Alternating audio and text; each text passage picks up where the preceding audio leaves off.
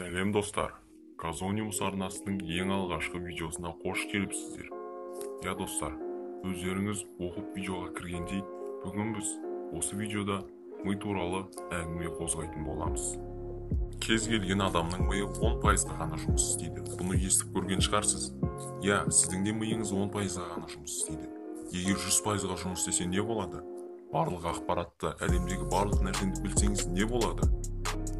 Көбісі адамның ойын оқып, уақыт арасында саяхат жасап, заттарды ауамен басқарып, оларды ұстамай-ақ жоғары көтеріп, төмен түсіріп қимылдатып, және болашақпен өткеннің барлық ақпаратты біліп, әлемдегі ең ақылды адам болады дейді. Ал шын мәнінде адамның миы 100%-ға істесе не болатынын сіздер осы видеодан көретін боласыздар. Ендеше арнаға тіркеліп, лайк басып, видеоны көруге дайындалып отырыңыздар. Ал біз бүгінгі видеомызды бастаймыз. Ең алдымен мен сіздерге қызықты мәлімет пен ақпаратты айта өтейін. Түсінікті болу үшін. Ғалымдар зерттеген, адамның миы 10%-ға ғана жұмыс істейді. Я, тағы да бір зерттеген нәрсе бар. Егер адамның миының жарты бөлігін алып тастаса, немесе басқа бір бөлігін алып тастаса да, сол бөліктегі, яғни мидың нейрондары басқа бөлікке өтіп жұмыс істей бастайды. Яғни достар, адамның миының жартысын алып тастаса да, адам инвалид болып қалмайды. Дәл сол күйінше қала береді. Яғни сіздің алынған ми бөлігіңіздегі жұмысты басқа мидың бөлігі алып, сол арғарай сол жұмысты жалғастыра бастайды. Міне осыдан ақ адамның миы тек қана 10%-ға жұмыс істейтінін түсінуге болады.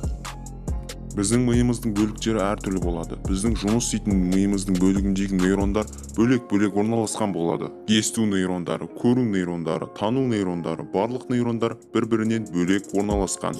Мысалы, сіз теледидар көріп отырсыз. Сіздің миыңыздағы жүру нейрондары жұмыс істей ме? Жоқ. Сезу нейрондары жұмыс істей ме? Жоқ.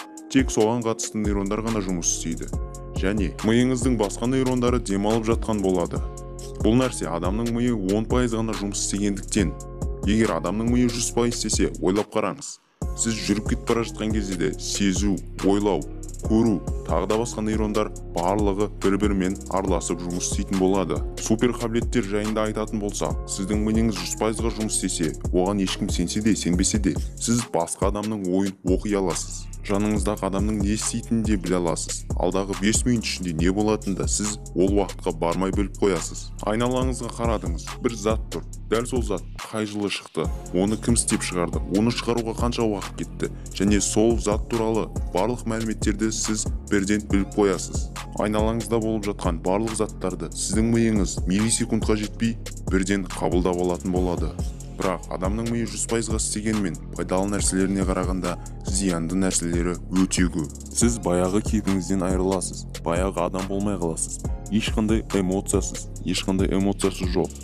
Еш нәрседен қорқпайтын, еш нәрсеге күлмейтін, ешқандай әңгіме қызықтырмайтын адам болып қаласыз. Болашақпен өткенді көргеннен кейін, адамдардың ойын оқығаннан кейін, сіздің миыңызды қайғы, мұң, өкініш қаптай бастайды. Миыңыздағы миллиондаған нейрондар барлығы бір-бірімен қарбаласып жұмыс істегеннен кейін, сіздің миыңызға үлкен нагрузка түседі.